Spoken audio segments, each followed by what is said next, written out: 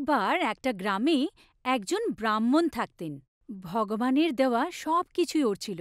বাচ্চা ছিল, একটা সুশীল সুন্দর বউ ছিল, খুব খুশিতে থাকত। কিন্তু ও কখনো কাজের জন্য বেরোত না, খুবই অলস ছিল।